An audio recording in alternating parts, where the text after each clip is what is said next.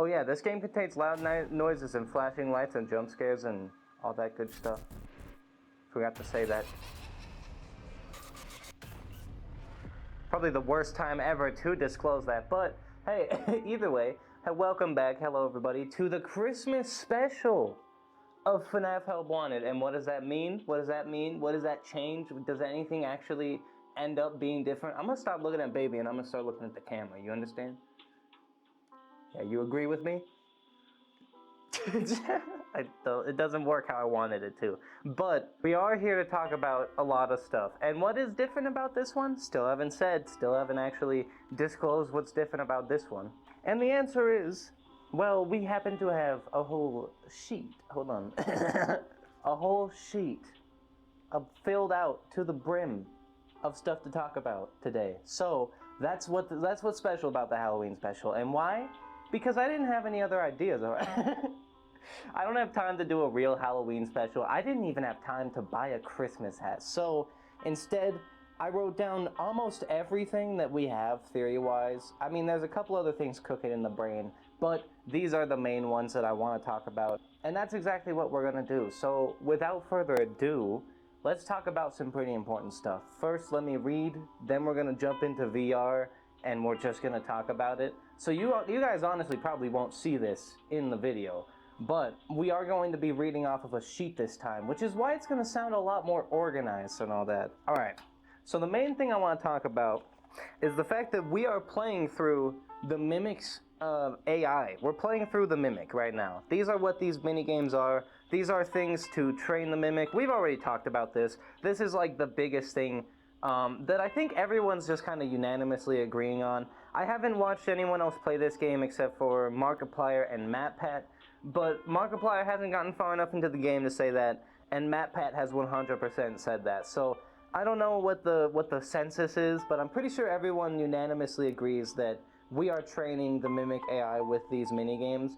But I think we already trained the Mimic AI, and I think that these mini games are actually body cam footage that they use to train the Mimic AI that has already happened. So us going in here and playing these doesn't actually do anything for us. It's like playing a virtual reality game, but in reality we're just like watching through the tape. And in each file there's like a ton of different tapes to train the subject. Did not mean to do that. Oh, I didn't mean to do that.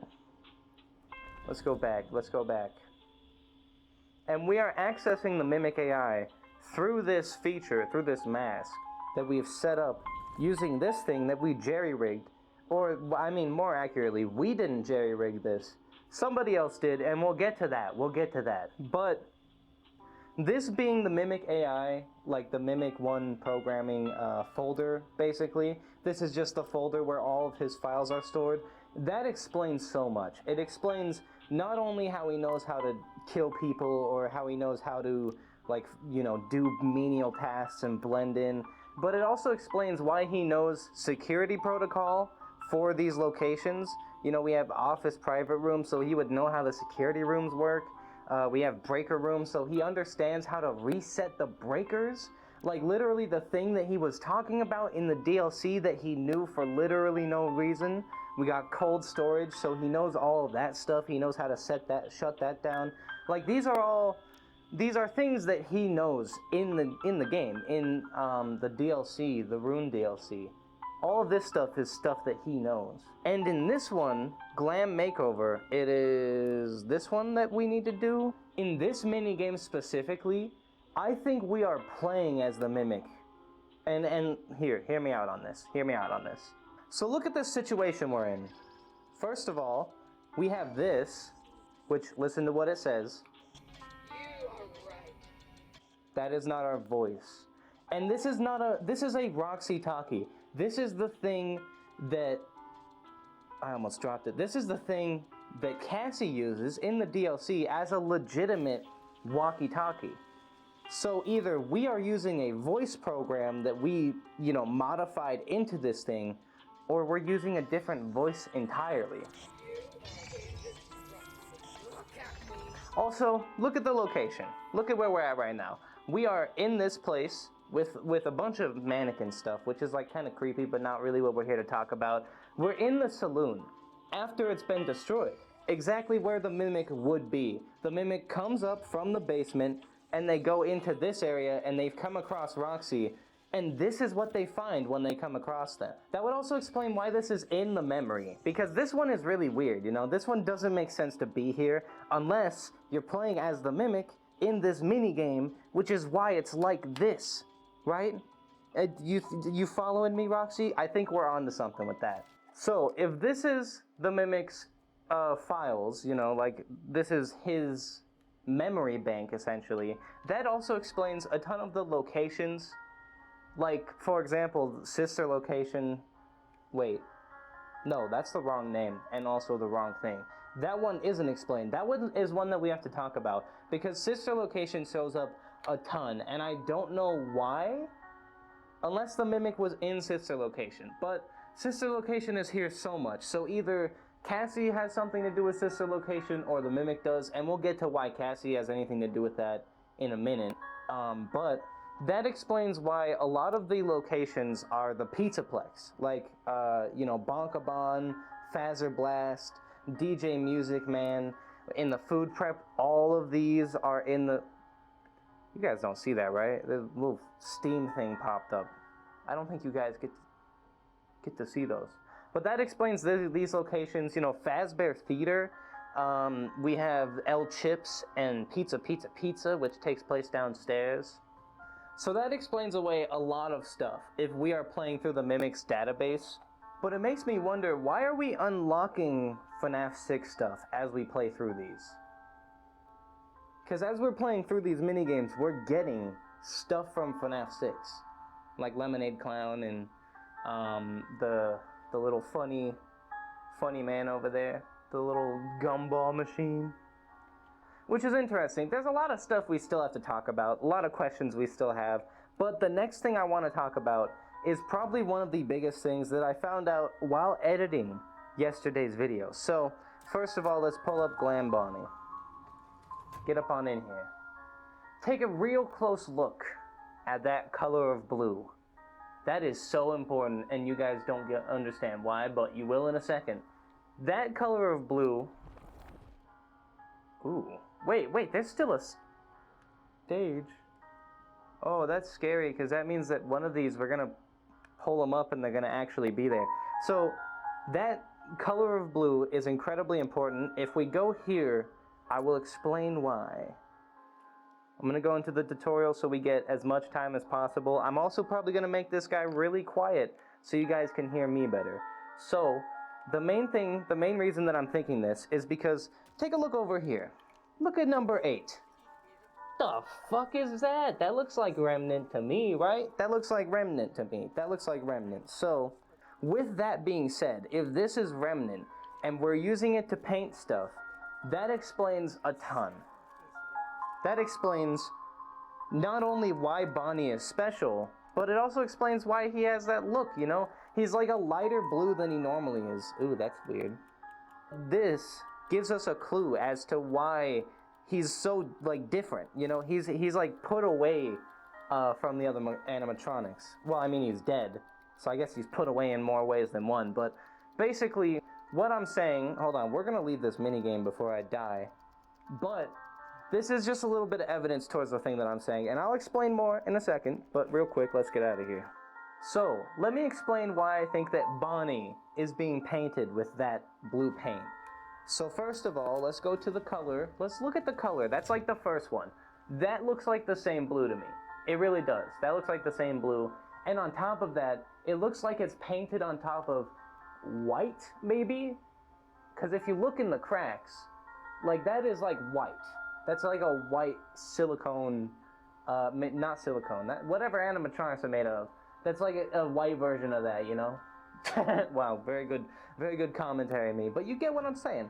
Basically, that looks like it was painted on. That matches the color. And on top of that, it's the same, the blue goop that we see in that, in the paint can, is the same blue goop that we see at the end of the DLC, dripping from the ceiling, coming out of the rocks. And I've theorized in the past that that same blue goop dripping from the rocks is the Remnant, which is also what they used to power Freddy which is what happens when he goes into the machine. He steps inside and it charges him up, giving him the remnant in him so he can go on, right? That makes a lot of sense to me.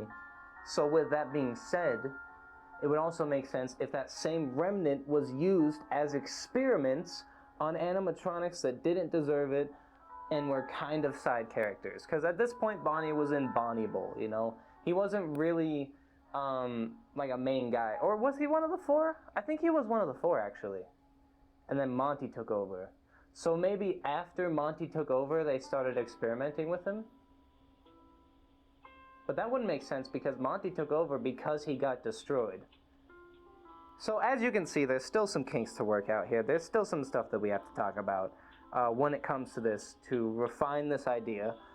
Which is where you guys come in, you know, talk about it in the comments. Let me know what you think of these theories so far. But I think that Bonnie is painted with Remnant. I think he's painted with Remnant, and I think it's not just him. And let me explain. Look at that motherfucker. Look at his claws. You see that shit? You see what I'm seeing? You seeing what I'm seeing? That's the same shade of blue. And listen, this normally wouldn't be important, but Freddy, the only one with also this shade of blue, is the one that acts up. The one who's like, oh, I'm different from the other ones. I don't know what's going on. Gregory. You're my pal, Gregory. So, I think that the reason that these guys have personalities, the reason that they have like the ability to break free from the programming and become their own guy, is because of this paint that they have on them. And I'm really happy about this theory, because I don't know if you guys know this or not, but I don't know what I was gonna say there. I'm gonna be honest, I completely blanked it. I'm really confident with this theory. I just feel really good about this one. I don't know what it is. There's just a really good feeling I have about this one. That paint showing up in that paint can was like, oh, everything makes sense now. Like it cleared up so many things. And by that I mean like 3 or 4 things. But the fact that it cleared up anything though is a really good win. But also, I want to try this because I saw Markiplier do this. And I want to see if this was editing or if this actually happens. Okay, it was editing. Alright, good to know. Okay, so the next thing I want to talk about is the fact that we are playing as Cassie right now. And the reason that we're playing as Cassie, there's a lot of them. First of all, the biggest one is the fact that in the Fnaf DLC in Ruin, that's right, we're not even talking about this game. In the DLC of that, basically at the end of the game, which, you know, heavy spoilers for the end of the DLC of Fnaf Ruin, but at the end of the game, Cassie gets locked in the basement with the Mimic, and Gregory's just kind of like, listen, I know a guy, and he knows a way out, and we can get you out. And again, I haven't watched the ending in quite a bit, which I really need to do. I really need to go and watch that. Pretty soon, actually. I think after this video, not directly after this, but like, you know, after I record this video, I'm gonna check up on that just to double check and make sure I'm right. But if I'm correct, Cassie escapes barely, like locking the Mimic out, you know, like escaping from the Mimic, and then Gregory's like, I know a way to get you out, but we can't use the elevator because of the Mimic, I think, right? Or he says like, I'm sorry, Cassie, I gotta drop this. And then Roxy, no, that's the other ending. I'm mixing them together. Listen, I have to do a refresher, but if I'm not mistaken, at the end of the DLC ending, you get basically recruited for a mission by Gregory, and it's kind of a cliffhanger, you know? It's like, oh, what is gonna happen with Cassie, you know? What are they gonna have her do? And I think this is it. I think this is what we're doing, because not only does Cassie have access to this mask and this location, right? She could have came up through here on that probably, or through any of these doors, maybe through there. Maybe if we open up this door, that will lead... Oh, wait. Oh, shit. We're totally going to be able to do that at some point, right? We're totally going to be able to, like, open this up, and then those doors are going to swing open, and we're going to be able to teleport through here and go out the doors. Oh. That's interesting. But what's also really interesting is that Candyman is here. Candy Guy. Doesn't make sense for him to be here. He's weird. Oh shit, I forgot you were there. You scared me, Freddy. You scared me. But yeah, there's also a lot of other reasons that I think we're playing as Cassie. And we'll mention one of the, it was just a quick little quip that Hippo said that really makes me think that we're playing as Cassie. But before we talk about that, I also want to mention that we are playing Princess Quest 4, and Princess Quest is heavily tied to Cassie, at least from what I can tell. I think it's tied to Cassie. Either Cassie or, the security guard that I'm forgetting the name of. How did I forget her name? Vanessa. So it's either Cassie or Vanessa, but I don't think we're playing as Vanny because it wouldn't make a lot of sense. I mean, I guess it could make sense. Because, like, where is Vanny? Maybe doing this, right? Maybe Gregory recruited Vanny. Oh, shit, we might be playing as Vanny. Either way, the thing that was making me think that we're playing as Cassie is the fact that this hippo, when you get the Faz wrench and you're able to access this door, she says this looks really familiar, or it should be familiar to you. Basically saying you should know about this, and the only person that we knows about the Faz wrench is Cassie. Everyone else, I don't think they have a Faz wrench. It would make sense for Vanessa to have a Faz wrench though. So it could be Vanessa too. And let me explain this train of thought because this one just went wild. We might be Vanessa because that would explain, like, oh my god, actually a ton.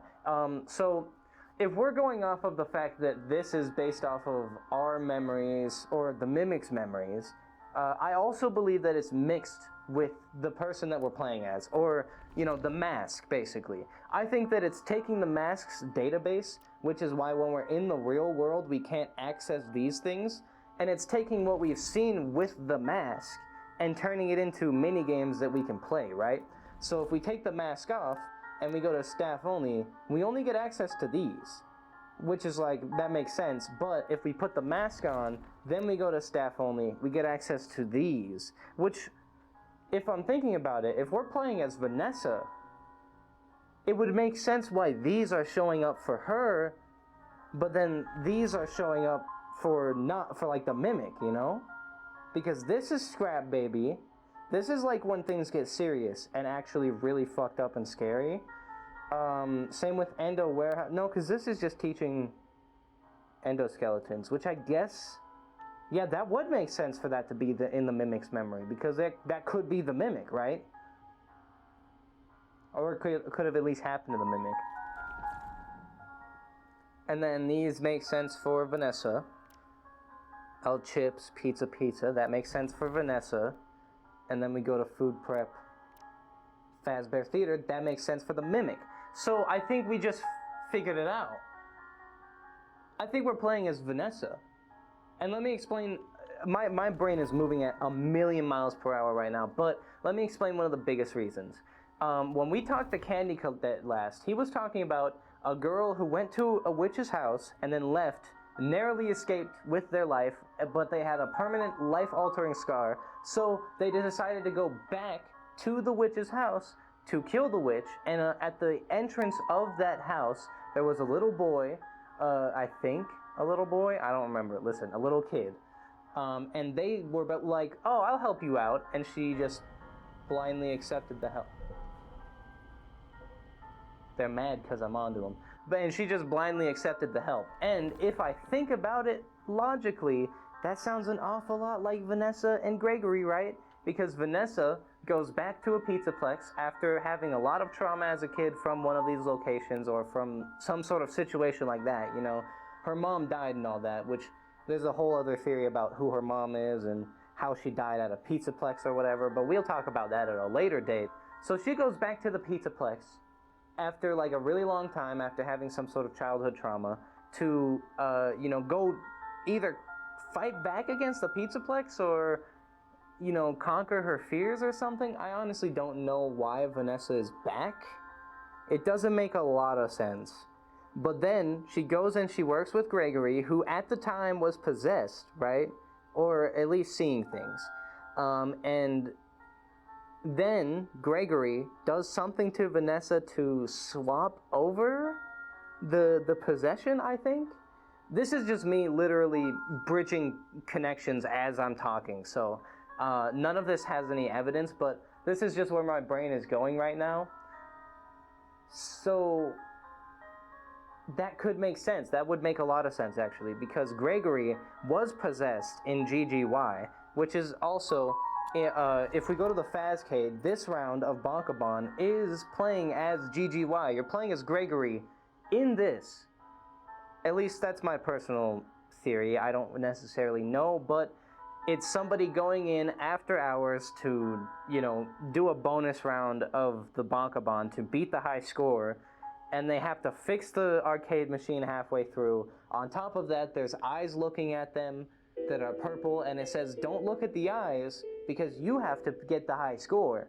And it seems to me like you're playing as Gregory, who happened to be possessed in GGY, and was seen multiple times talking to an invisible figure on a camera. And if we assume that he was possessed at some point, that would also explain away the tapes where Gregory is seen like being scared of something behind one of the counselors, but they don't actually see anything that he's seeing, which I have theorized is glitch trap. Holy shit, we're doing so much. This is like straight up work. We are doing so much work on this theory. Okay. So if that is glitch trap, that means that at some point Gregory came into contact with Vanessa, which we could assume is the night that you start playing as Gregory, right? In the actual game, Security Breach. He shows up possessed with Vanessa in like the middle of the night or whatever, and he wakes up in the Pizzaplex and he's like, oh, I don't know where I'm at, but all I know is that security guard is out to get me. That's how he's introduced to us. So we can assume that he brought Vanessa to that location, and then, Glitch Trap went from Gregory to Vanessa, and then Gregory basically woke up and he was like, what the hell? And Vanessa, just being possessed by Glitch Trap, starts going after him. So he runs off and goes to hide inside of Freddy, and then the whole game starts, and it explains literally everything. So, with that being said, I think we did it. I think we cracked the code. I think we're on to something big here. With that being said, man, it is so warm in my room right now. You guys have no clue. With that being said, we're gonna end this video here. And listen, I know it was just kind of like 30 minutes of straight up theory crafting, but that's what you get for a Christmas special, is a lot of insight on what's probably happening in this storyline, because I'm pretty sure we're nailing it. So much stuff is lining up, so much stuff is making sense. Everything's falling into place. We're starting to learn things about characters and things that we didn't know before. We're connecting dots. We're canceling out theories that we started with and coming up with better theories. That's how you know. That's how you know for sure that you're onto something good, is when the new theory you come up with cancels out the old one, like with Vanessa and Cassie. Because at this point, I'm way more leaning towards we're playing as Vanessa now. I think we're playing as Vanessa, and I think Gregory recruited Vanessa after... Okay, I understand the story now. Okay, really quick before we go. So this Candyman is talking about Vanessa leaving after getting a scar, right? Like a life-altering scar. She leaves and then comes back after a really long time to try to kill the witch, right? The witch. I think what's actually happening is it's the Pizzaplex incident, right? The Pizzaplex thing happens, the Pizzaplex burns down, leaving her with a life-altering scar of some sort. Then, 5 years later or whenever, however long it is, 5 months, I remember it being a 5. I think it was 5 months later. I don't remember how long it took for the Pizzaplex to be destroyed and for Rune DLC to happen, but that's not important. What is important is however long later, Vanessa goes back to that location, and at the entrance of that location, she finds Gregory, who is actively trying to help her, basically, because they have the same goal. So they're teaming up, and you're playing as Vanessa. You're playing as Vanessa. So, with that being said, Merry Christmas, first of all, or whatever you celebrate. I don't know everything. Happy Hanukkah. That's not on this day. Listen, I'm uncultured as fuck, but I have good intentions, I promise. So with that being said, I'm gonna end the video. Like and subscribe and all that shit. You already know what it does. If you want to see more stuff I've made, it should be appearing on screen now. Sorry for the people who wanted to see actual gameplay today, but for the people who want like the theories side of this gameplay series, like, ooh man, we are eating big tonight.